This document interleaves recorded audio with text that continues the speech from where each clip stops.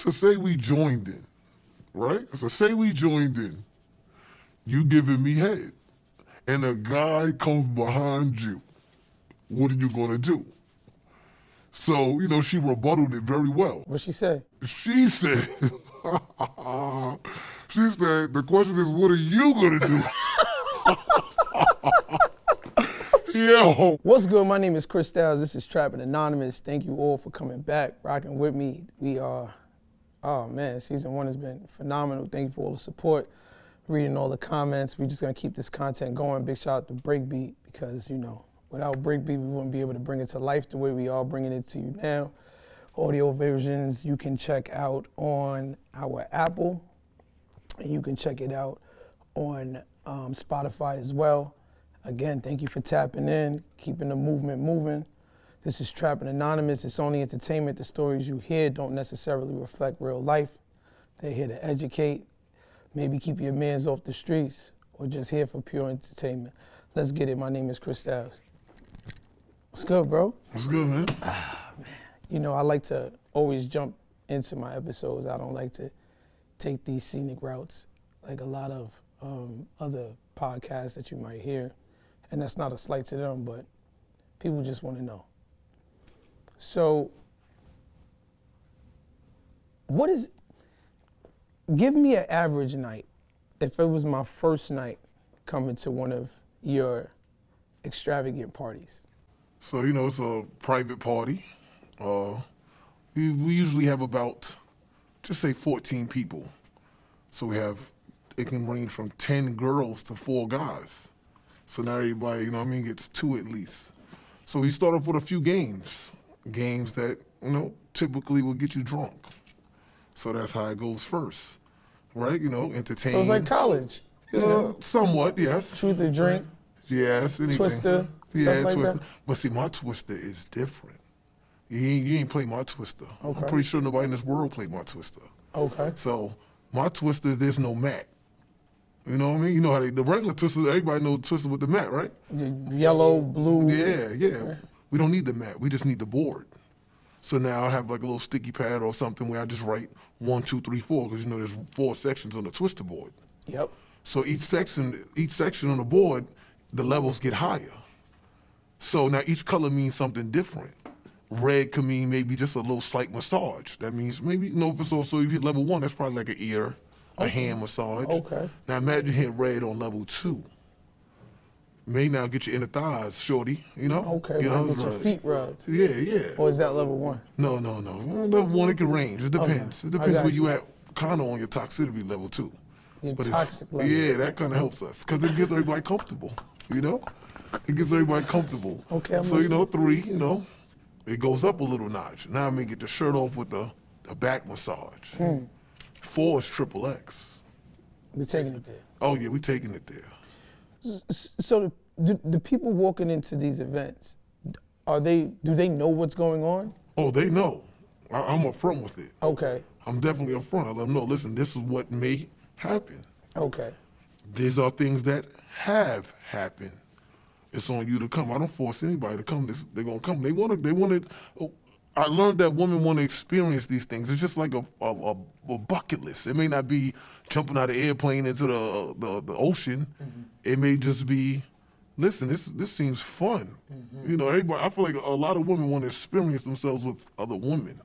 They just need a reason. Or the outlet. Yes, they just need a reason. You're the conduit. I feel like I am. Okay. I make everybody in the room comfortable. That's the point. That's the main goal, comfortability. Right. Once the room is comfortable, anything can happen. How much does it cost to come to one of these? Well, usually I charge the woman $50, okay, and I charge the men $75. Okay. Some people may think that's outrageous, but when you explain to a man, you're about to fuck 4 to 5, maybe to 10 women in one night if you have it in you. 10 women in one night? Yeah, think about it. It's 10 women, 4 guys. Everybody wants to win. Are they on like the honey? I see a lot of people like drinking this honey stuff.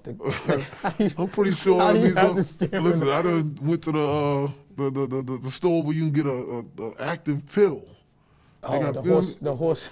Me personally, I've never used the horsepower. I use the honey, and I use that honey kill pill. So, you know what I'm saying? So okay, it worked. what is some of like the wildest things that you've seen personally? I mean, even for you, you were kind of like, oh wow. So I know there's a game called Do or Drink. Do or drink. Yes, Okay. that's a game that they have. I edit the game. I don't have time, like you said, you jump to the point, correct? Yeah. So we have that in common. I take the cards out that don't mean nothing. So they have cards, for example, they may call your mother, tell her you're pregnant. Okay. What's that? We don't need that. Right. You know why you're here. Right. So I'll get the cards that really count. Like, the person to your right, look through their phone, look for the nastiest video, and perform that. Yes, they have stuff like that. But I usually see, I don't know if God So, will give me so they whatever. go through the phone and You see whatever, yeah. what have you seen on somebody's phone? Or what I've seen, I done seen a girl like with 2 guys at one point. It was fun. And then she had to reenact Yes. this in the event. Yeah, so being another guy, her choice. I was luckily to be the one because I was on her right. But I don't get a chance to pick the guy. My thing was to go through the phone, so that was my win. I go through the phone, now she picks the guy. Got you. So, the guy that she usually picks is the guy she always, while she surveyed the room, is the guy she kind of wanted. Right. So then you get a. So that she hint. just sort of right there, it tells you that she was fake comfortable. It made it easier for her to do it. She's not going to pick nobody that she didn't want. Think about it. Right. So it's not like I hate the term train because it sort of like degrades a woman's sexual experience. You know what I'm saying? Yes.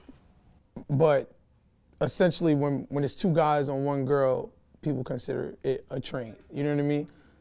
So what do y'all? It's just everyone's open. No one is judging. It's just there's definitely no judgment zone. There's no phones. We have it like that. We don't sign a contract saying you can't do this, but just it's sort of like out of respecting for you being here. Gotcha. But I don't consider that a train. A train to me is one at a time. We're together. This is Yeah, you gotta be comfortable with yourself though too. If you ain't comfortable with yourself, then you don't need to be there. But you consider trains to be sort of like one at a time. one at a time. But if Yes. it's a menage, Yeah. it's everybody, judgment-free zone. Yes. Are couples interested in this? Because sometimes I could imagine sometimes you're with your lady or something like that and she wants to explore, but she wants to do it maybe the safer route or doesn't want to do so are couples? I've ran across couples that came. It was interesting. You kind of really got to be really like trustworthy of your wife. But then I realized they deal with the guys that they don't know. It makes the man more comfortable, and the woman more comfortable when they're dealing with people that they feel like they won't see again. You know what I'm saying? So, Yeah, it's so not like it's basically, homeboy. It's somebody. It's a random guy. Yes. So you've witnessed cuckolds, sort of where a man brings his wife and another man has sex with his wife. Yes. I watched them cheer him on. Yeah, I mean, listen, you got to be strong. It's not for the. You got to be strong. Yeah, I mean, I guess I sort of wish I had that kind of just to be able to just release it and just, watch that. To explore it is probably like a really wild fantasy. It's probably like peak. Like you could just hit like a real high threshold of just like enjoyment, excitement. But on the other end, it's like I'm watching another man penetrate my wife. All right, so I got something interesting for you, right, Chris? So here we go. Think about it like this.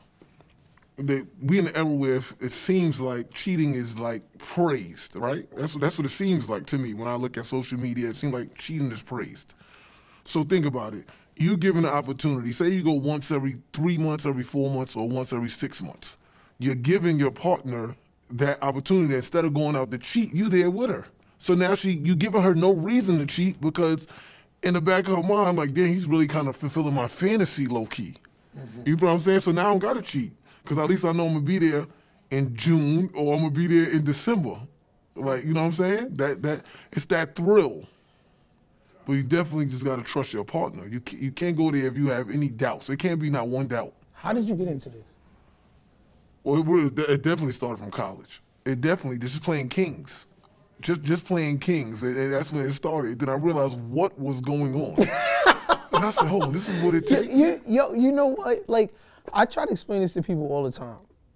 College was probably the wildest time in our lives. But it was just so natural. We were just on campuses, we was having fun. This person, but college was a really wild thing. Like when you really think about it as an adult, college was a wild experience. Yes, it was. So you're playing Kings and you're sitting there, you're like, what's going on? What is this really? Well, me, see, I'm very good at the gift of gab. I'm good at like reading situations, but in that type of situation. I can't walk down the street and say, hey, he's this, he's that. Right. I'm not gonna say that. But in that type of room, I don't know if that was a gift. You know what I mean? So I just felt I can read the room or who's gonna win and who's not with it or what it takes to get this person to get there. So, you know, you kind of match it up. So when you match it up, it works perfectly like that. You know, all it takes is one. I learned that. It just takes one. One person to sort of start it up. Yes, it just takes one. And once the one is kind of, it falls like dominoes. How do you handle STDs? Oh, so we always STIs. Well, see, college, I ain't gonna lie, we didn't do checks as far as that. But there's always protection there, you know? But everybody's clapped up, man. Yeah. Everybody done woke up with the, hold on, what's going on here? Everybody used protection, I'll tell you that. Everybody used protection. At your parties? Yes, everybody used protection, right? Okay. So, but you know the protection sometimes it don't do the trick. Especially when it comes to oral, I understand that. Because no one's trying to get oral with protection on, you know? I agree with that, right? So now as time moved forward, I learned that. So we kind of got to show something at the door. Okay, you learned that through trial and error. Yes, definitely did. Yeah. Okay, you have a girlfriend. Okay, yes I do. How do you manage this lifestyle and a relationship? Well, I feel as time went on, I mean, I'll bring her. You brought your girlfriend to the yeah, but we didn't really do anything. It was more of a watch. I was like more so the host. You know what I'm saying? I kind of like graduated. Was you the host with the most, or was you just the host watching? I was the host, just make sure everything went correctly, you know, running things, you know, I mean, setting the games up, putting in the order of, because I feel like it's an order of how it should go. Yeah. You can't just walk in the room and just start fucking. No. That's weird to me. Comfortable. Yes, so, you know, the games is the icebreaker, as people say. So, but, you know, I let her kind of see what was going on. And her reaction? Her reaction was like, yo, this is different. Like, I've never seen nothing like this, you know? It was interesting. So I raised the question to her one day. I said, say we joined in, right? I said, say we joined in. You giving me head. And a guy comes behind you. What are you going to do? So, you know, she rebutted it very well. What'd she say? She said, the question is, what are you going to do? Yo, listen, I didn't even have because she might be with it. Yeah, so I'm like, I didn't even have an immediate answer. Like, I sat there and looked at her like, yo, you know what's funny? What would I do? I think that as much as we feel like our women would be flabbergasted at sort of the things that we're into, like our wildest fantasies, we're like, oh, I'm not gonna tell my girl that because she's gonna think I'm a crazy. Yeah. Yes. If we heard their fantasies, we'd probably be spooked. Like we probably think that their mind works worse than our mind could ever work. You know, but what would you do in that instance? Would you be okay with that? With your woman sort of giving you oral and you watching another man drill her from the back? 9 times out of 10, luckily I probably don't know the man. Right. You know what I'm saying? So I'm more comfortable with not knowing him because then we know why we're here. That's another thing. You got to understand. You really got to understand why are you here. You know it's fun. So it's the moment. I'm pretty sure I'm going to be drilling somebody right next to the man that's drilling my girlfriend too. So you got to sort of, you know, because, you know, as men, sometimes we sort of have this double standard of, you know, I can do it, but the moment my girl does it, I'm out. You know what I mean? Like, eat my cake and others too. Yeah, right. So for you to, I don't know, do you think it's like a maturity thing? Like, were you always like that, or do you think? I'm not gonna say I was always like that. Right. It's time. It takes time. Yes, you got to build that. Oh wow. I trust my woman. You know what I'm saying? I trust her. So you're willing to look at sex to just be sex and nothing, you know, greater than that. Because I think that's the bigger issue is like we look at sex to be sort of like more than that, because you have the deeper levels, right? This is the energy exchange. Yes. Then you have, you know, the fluid exchange. Then you have like the spiritual exchange sort of that you get with sex, even though sex is just this really natural thing. Yes.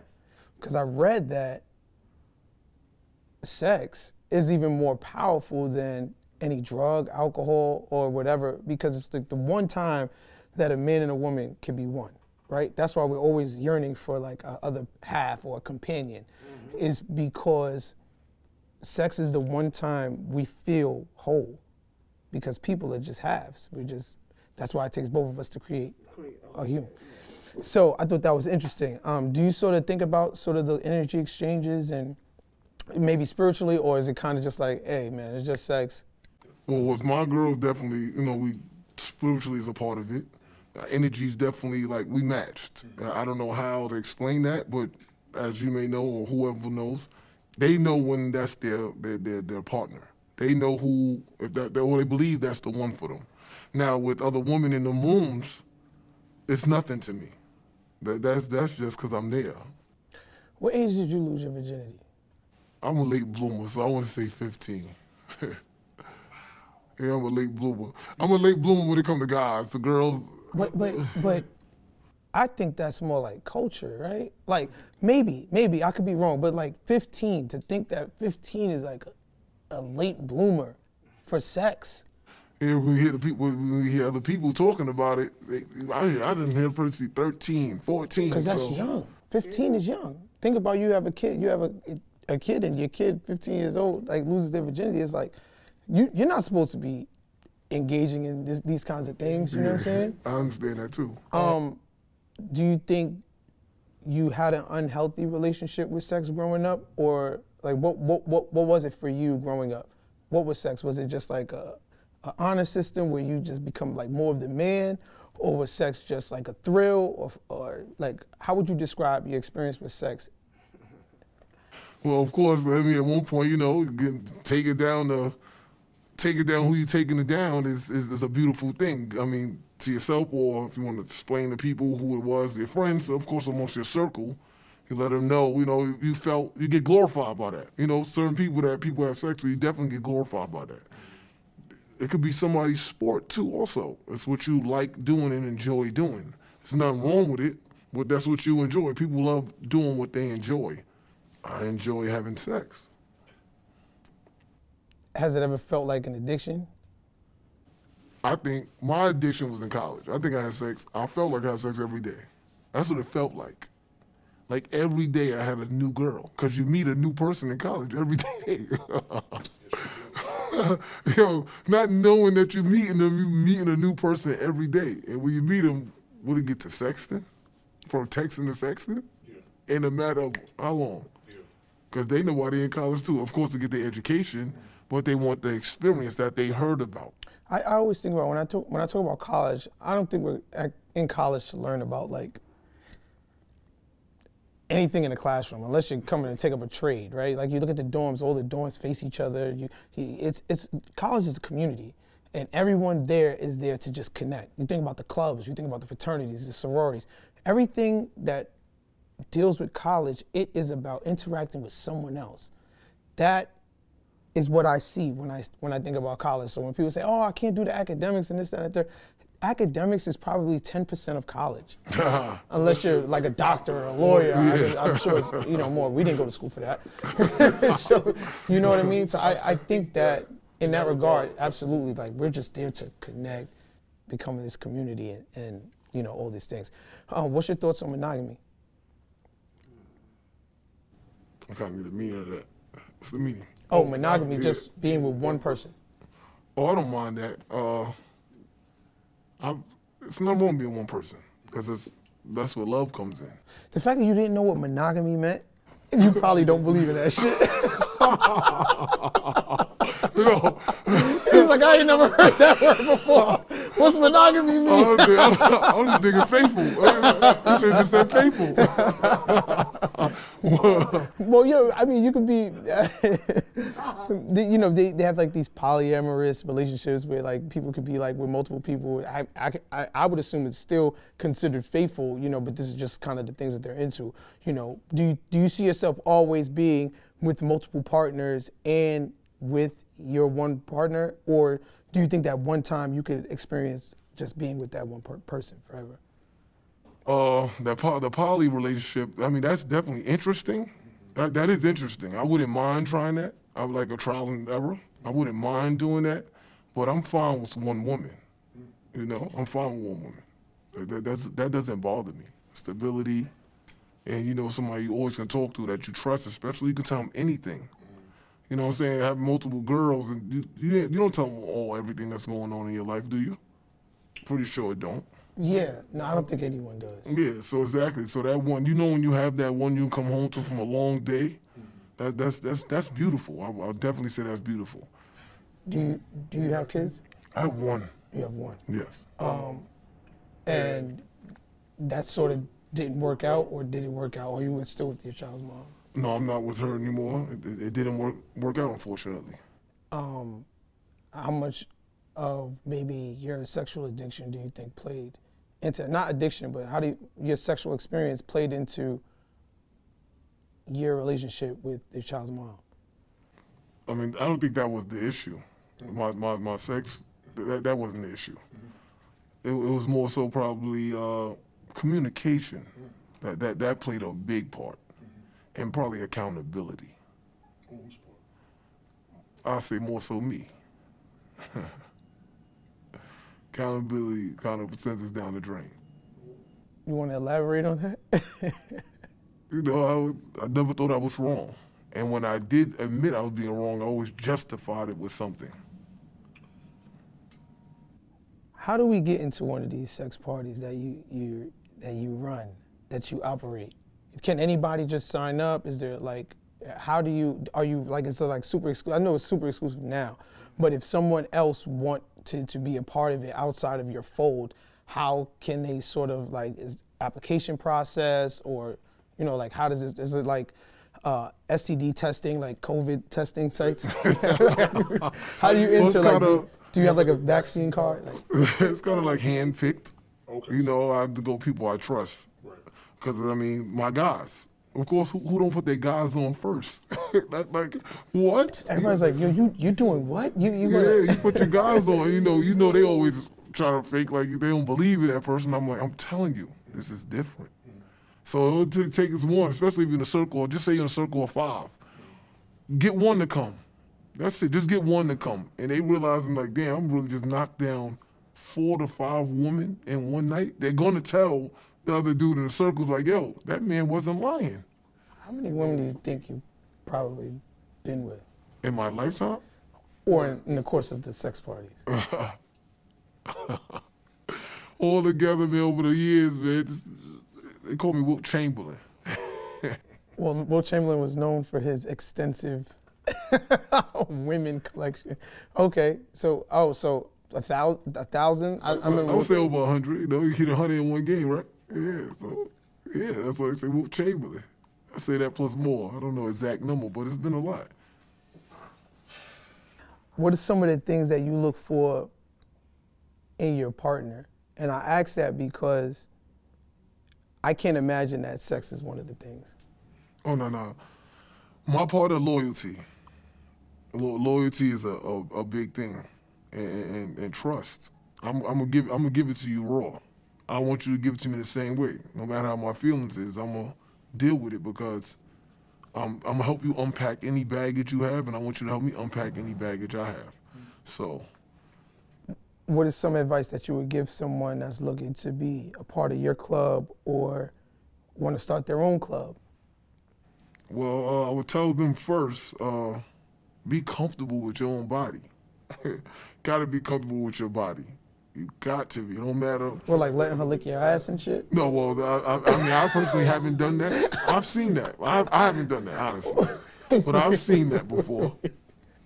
The first I go is toes. You seen that in the club? Yes. You just watching a man get his ass ate?